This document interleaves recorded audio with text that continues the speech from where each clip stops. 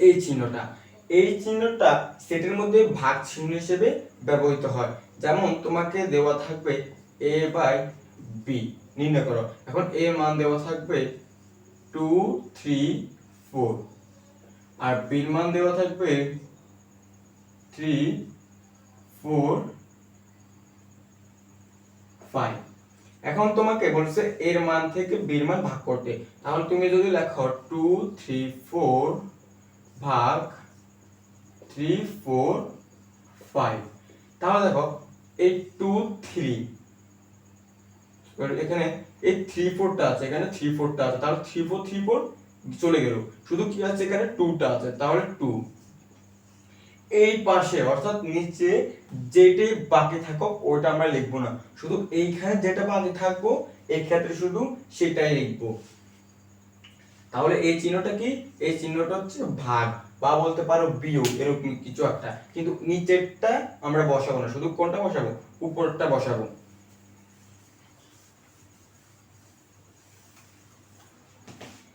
তারপর ইউ, এই চিহ্ন হচ্ছে ইউনিয়ন, অর্থাৎ এখানে তোমার সেটে যতগুলো সংখ্যা দেওয়া থাকবে সবগুলো কিন্তু এই সেট এই ইউ দ্বারা প্রকাশ, অর্থাৎ ইউনিভার্সাল সেটের মধ্যে থাকবে।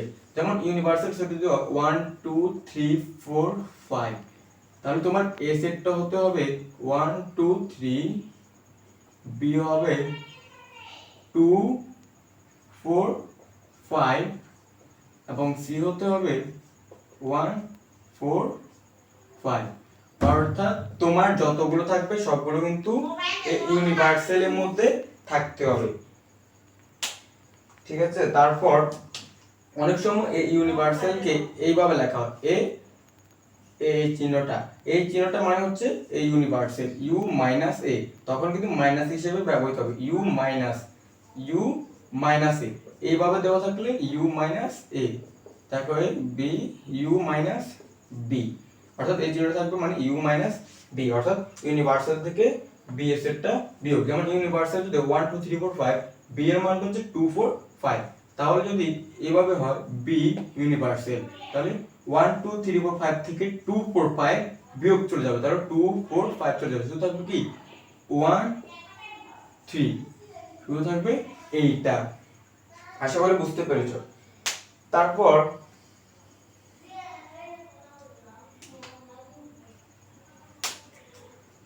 আমরা যদি তোমাদের অনুশীলনী 2.1, তোমরা বইটা বের করো, তোমাদের বইয়ে অনুশীলনী 2.1 এ আমরা যদি ক নাম্বারটা বলি, ক নাম্বার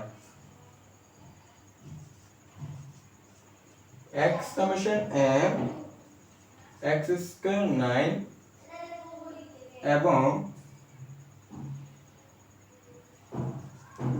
x কিউব 130, তাহলে এটাতে কি বোঝাচ্ছে? তোমার x m হচ্ছে স্বাভাবিক সংখ্যা, এখানে যতগুলো সেট বাড়াবে সবগুলো স্বাভাবিক সংখ্যা যার বর্গ 9 থেকে ছোট এবং ঘন 130, যার বর্গ 9 থেকে বড় এবং ঘন 130 থেকে ছোট।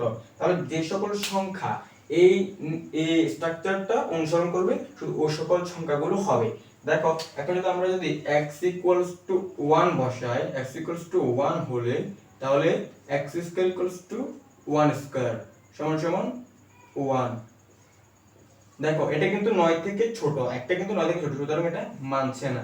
আবার 1 কিউব সমান 1 130, এটা কিন্তু মানছে। দুটোটা মানলে তারপরে গিয়ে আমরা ওই সংখ্যাটা নিতে পারবো, যেহেতু একটাকে মানছে না, সুতরাং এক আমরা নিতে পারবো না। এইভাবে সেম ভাবে x 2 হলে x এর স্কয়ার সমান 2 এর স্কয়ার সমান 4, এখানেও মানছে না, ওইটা মানবে। আবার x 3 ও মানবে না, দেখো 3 হলে x স্কয়ার সমান 3 এর স্কয়ার সমান 3 3 9, যেহেতু 9 আছে সুতরাং এখানে কিন্তু 9 এর সমান বলে না, যদি এইভাবে চিহ্ন থাকতো তাহলে 9 এর সমান হতো, এইভাবে চিহ্ন মানে এই সংখ্যা থেকে ছোট হতে হবে অথবা এই সংখ্যার সমান, কিন্তু যেহেতু এই চিহ্নটা নেই সুতরাং 9 থেকে বড়ই হতে হবে, 9 এর সমান হলে হবে না, সুতরাং যেহেতু 3 3 9 সমান হচ্ছে সুতরাং এটা হবে না। কিন্তু দেখো 1 কিউব সরি 3 এর কিউব সমান 27 130, এইটা কিন্তু মানছে অর্থাৎ 130 থেকে ছোট। তাহলে আবার আমরা যদি x = 4 হলে x² সমান 4² সমান 4 4 16, তারপরে গ্রেটার দেন 9, এই মানটা কিন্তু মানছে 16 কিন্তু 9 থেকে বড়, তাহলে 4টা হবে কারণ 4 130 থেকেও ছোট, ওখানে করলে 4 130 থেকে কি হবে ছোট। 4 এর কিউব 64 130, অর্থাৎ 4 এর কিউব করলে উভয় সত্য কিন্তু মানে একইভাবে তোমরা 5 করবা 6 করবা, যতক্ষণ পর্যন্ত দুইটা সত্যই মানে ততক্ষণ পর্যন্ত নিবা। যখন নেওয়া শেষ হবে সম্ভবত এখানে 6 পর্যন্ত যাবে, x = 6 হলে, আমি এখানে লিখলাম না 5 হলে, 6 হলে x² সমান 6² সমান 36 9, আর এখানে কত সম্ভবত 6 যদি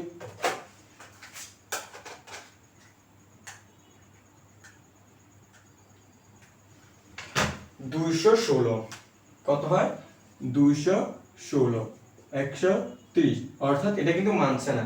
216 যেহেতু 130 থেকে বড়, এখানে বলতে 130 থেকে ছোট হতে হবে। এই চিহ্নটা বড় চিহ্নটা যেদিকে থাকবে ওই দিকটা বড়, আর এই কোণার চিহ্নটা যেদিকে থাকবে ওই দিকটা ছোট, অর্থাৎ এইটা মুখ এইটা বড় কিন্তু এইটা লেজ এটা ছোট, সুতরাং এটা মানে না, সুতরাং 6 মানবে না, সুতরাং 4 আর 5 মানবে। তাহলে আমাদের নির্ণয় সেটটা হবে 4 5। আশা করি বুঝতে পেরেছো। তারপর অনুশীলনী 2 নাম্বার, যদি আমরা অনুশীলনী 2 নাম্বারটা করি,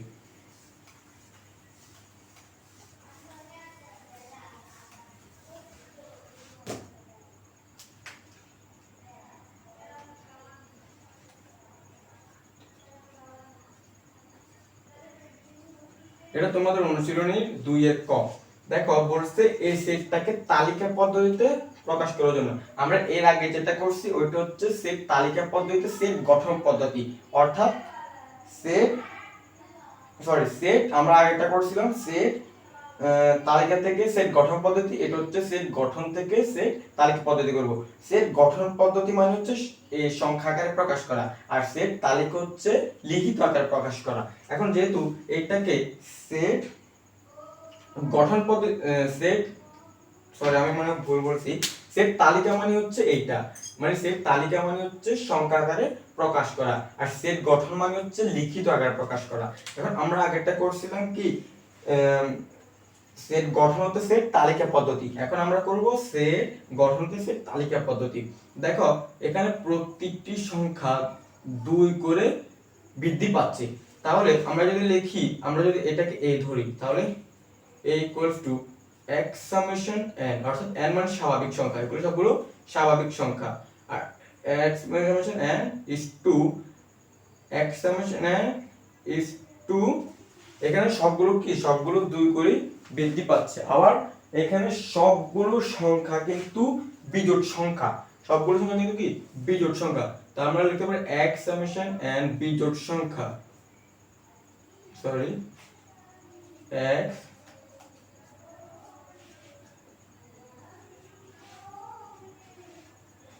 বিজোড় সংখ্যা যা 3 থেকে বড় বা নিয়ে সমান এবং 11 থেকে ছোট ও 11 এর সমান। অর্থাৎ আমি এভাবে লিখতে পারতাম যে 2 থেকে বড়, তাহলে সমান চিহ্নটা দেওয়া যাবে না, কারণ আমাদের এখানে আছে 3, যদি আমরা 3 লিখতাম তাহলে 3 এর সমান দিতাম, আর 2 লিখলে 2 এর বড় অর্থাৎ 3, তাহলে 2 এর বড় 3 থেকে শুরু, 11 থেকে ছোট বা 11 এর সমান, অথবা আমরা যদি এখানে 12 দিই তাহলে এটা কাটা 12 থেকে ছোট অর্থাৎ 11। আশা করি এই অঙ্কটা বুঝতে পেরেছো। এখন আমরা যে প্রথমে যে চিহ্নগুলো সংজ্ঞায়িত করেছি ওই চিহ্নগুলো একটা অঙ্ক করব, এটা তোমাদের অনুশীলনী 2.1 এর 3 নাম্বারটার তোমরা খ নাম্বারটা দেখো। খ এখানে এর মান 2 3 4 2 3 2 3 4, আর b এর মান হচ্ছে বি এর মানটা কি, বি এর মানটা হচ্ছে 1 2 a 1 2 a। এখন বলছে খ নাম্বারটা এ ইউনিয়ন বি। তাহলে আমরা বলছিলাম এই চিহ্নটা মানে কি ইন্টারসেকশন, আর এটা মানে কি ঘষা, অর্থাৎ যেগুলো কমন যাবে। তাহলে এই সেটগুলো আমরা জানি সেটকে দ্বিতীয় বন্ধনীর মাধ্যমে প্রকাশ করে। এখন সেটগুলো দেখি লিখি 2 3 4 ইন্টারসেকশন ভি হচ্ছে 1 2 a। তাহলে এই দুইটার মধ্যে কমন কোনগুলো যায়, কমন যায় শুধু 2, শুধু কি 2। তাহলে নিন হচ্ছে 2। আর এখন যদি এই চিহ্নটা না হয়, চিহ্ন এইটা হতো, তাহলে সেটটা কি হতো, তাহলে সেটটা হতো সবগুলো, অর্থাৎ a 1 2 3 4 1 a 1 2 3 4, ঠিক আছে, a 1 2 3 4 অর্থাৎ সবগুলো নিয়ে নেব, এই চিহ্নের ক্ষেত্রে সবগুলো। আর যদি এই চিহ্ন না হয় এই চিহ্ন হতো, অর্থাৎ এই চিহ্ন সবগুলো, আর এই চিহ্ন উপর দিকে হলে শুধু যেটা কমন দেয় ওইটা, অর্থাৎ 2, যেটা কমন দেয় শুধু ওইটা।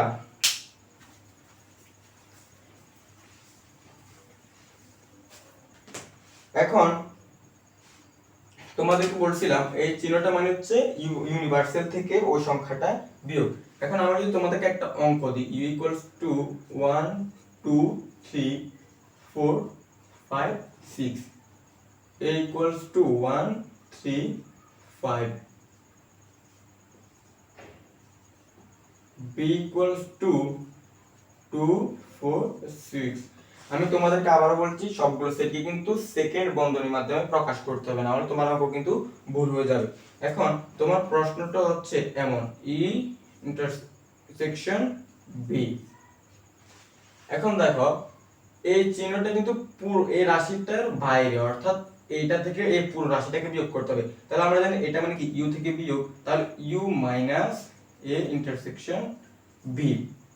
এখন ইউ এর মানটা কি 1 2 3 4 5 6, তাহলে 1 2 3 4 5 6 মাইনাস, প্রথমে এখানে থার্ড বন্ধ হবে 1 3 5, আমি নিচে দিয়ে লিখছি যেহেতু আমার জায়গা নেই 2 4 6।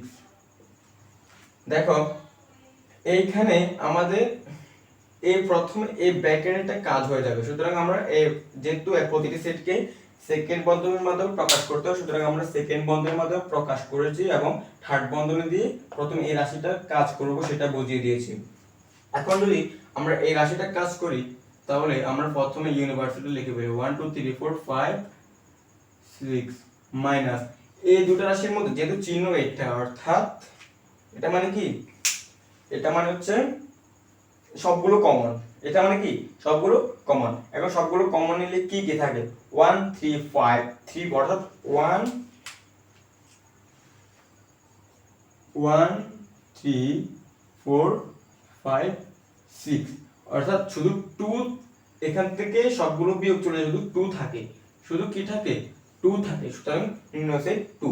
এখন যদি এইখানে 2 একটা থাকতো তাহলে কিন্তু সবগুলো বাদ চলে যেত, তাহলে তখন তোমার প্রশ্ন উত্তরটা কি হবে, উত্তর কি নেই, না উত্তরটা আছে, তখন উত্তরটা হবে ফাঁকা সেট, অর্থাৎ এই চিহ্নটাকে বলে ফাঁকা সেট, অর্থাৎ উত্তর কিছু না ফাঁকা সেট। যদি তোমার উত্তর কিছু না হয়, তুমি যদি 0 দাও অথবা কিছু না দাও তাহলে কিন্তু তোমার অঙ্কটা ভুল, তোমাকে কিন্তু এই ফাঁকা সেটটা ব্যবহার করতেই হবে। তারপর আসো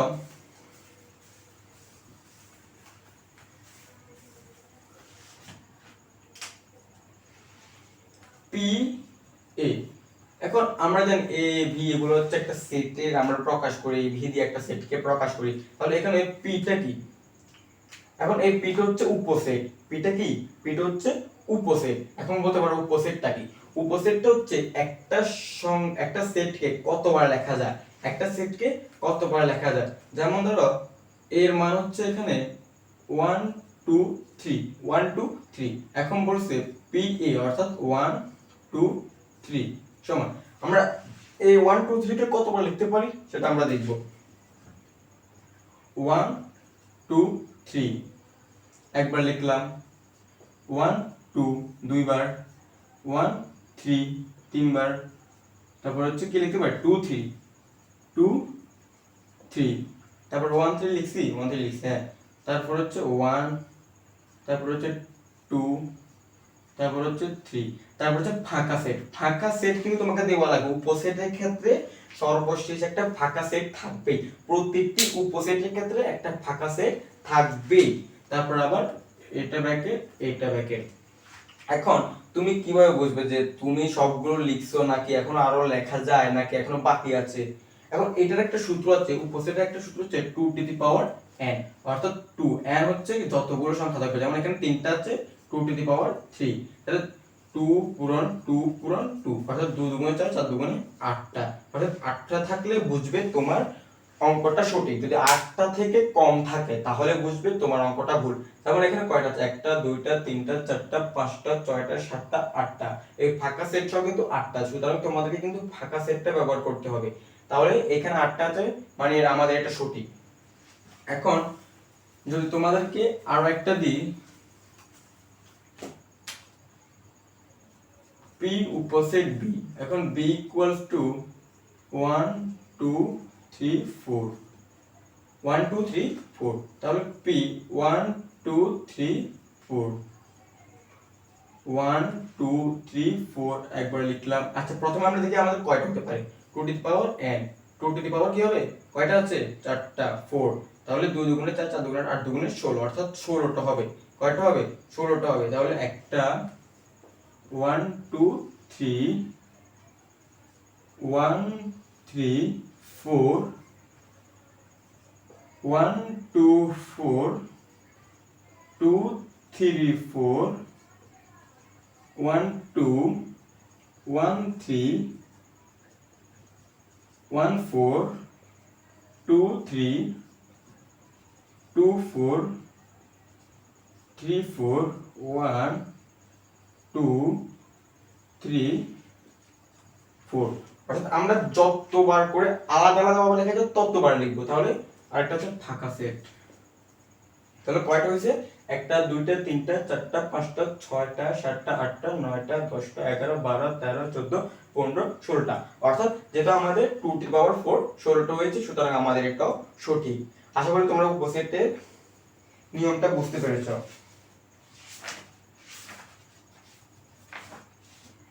তারপর তোমাদের বইয়ের মধ্যে এই অধ্যায়ে বেসিক মোটামুটি প্রায় শেষ।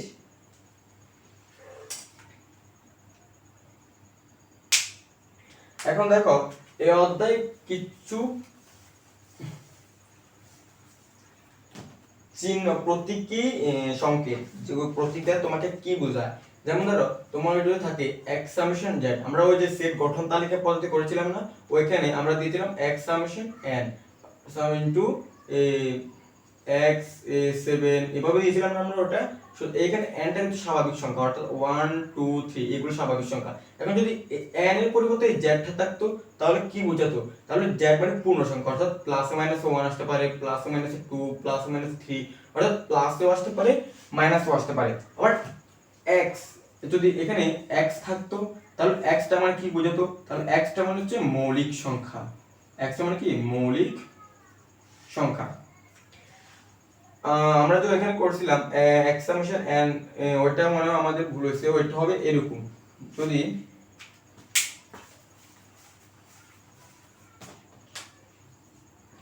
3 4 3 5 7 9, তাহলে এগুলো সবগুলো কি মৌলিক সংখ্যা।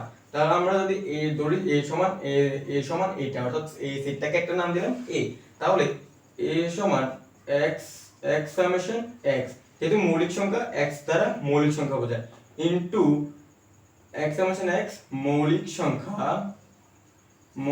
সংখ্যা, এবারে 3 থেকে বড় বা 3 এর সমান, আর x 9 থেকে বড় বা 9 এর সমান। আশা করি বুঝতে পেরেছো এই তোমাদের উপসেট। তাহলে উপসেট নির্ণয় করার নিয়মটা কি?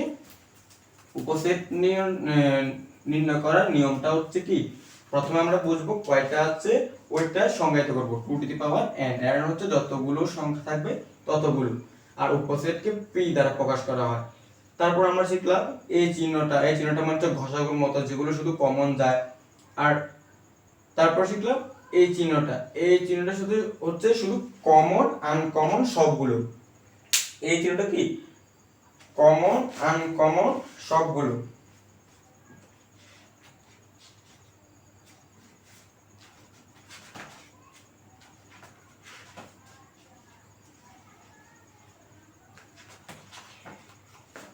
তোমাদের বইয়ের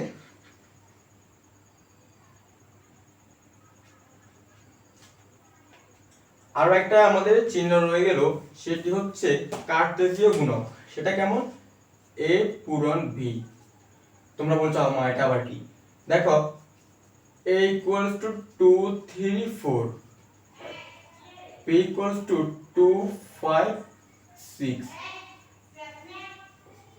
a পূরণ b, অর্থাৎ 2 3 4 পূরণ 2 5 6। এখন সবগুলো লিখব 2 3 2 4 2 5 3 4 3 4 3 2 or 3 2 3 5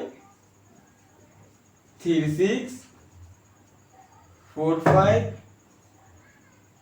4 6 4 2। অর্থাৎ এই কার্টেজীয় গুণের ক্ষেত্রে এই পাশে প্রথমটা দিয়ে এই পাশে তিনটা দিয়ে গুণ, আবার এর দ্বিতীয়টা দিয়ে তিনটাকে গুণ, আবার তৃতীয়টা দিয়ে তিনটাকে গুণ, অর্থাৎ প্রতিটা দিয়ে প্রতিটাকে গুণ। আশা করি আজকের ক্লাস বুঝতে পেরেছো তোমরা। সবাইকে ধন্যবাদ। আমরা পরবর্তী ক্লাসে এই আজকে যতগুলো প্রতীকী চিহ্নের সংজ্ঞায়িত করলাম, যতগুলো জানলাম, এই রিলেটেড আমরা পরবর্তী ক্লাসে অঙ্ক নিয়ে আসব এবং এরপর আমরা এই অধ্যায়ের গাণিতিক সমস্যা নিয়ে আসব, যেন তোমাদের পুরো কনসেপ্টটা ক্লিয়ার হয়ে যায়। তো ধন্যবাদ সবাইকে, তোমরা পাশে থাকো এই সকল অঙ্ক পাওয়ার জন্য।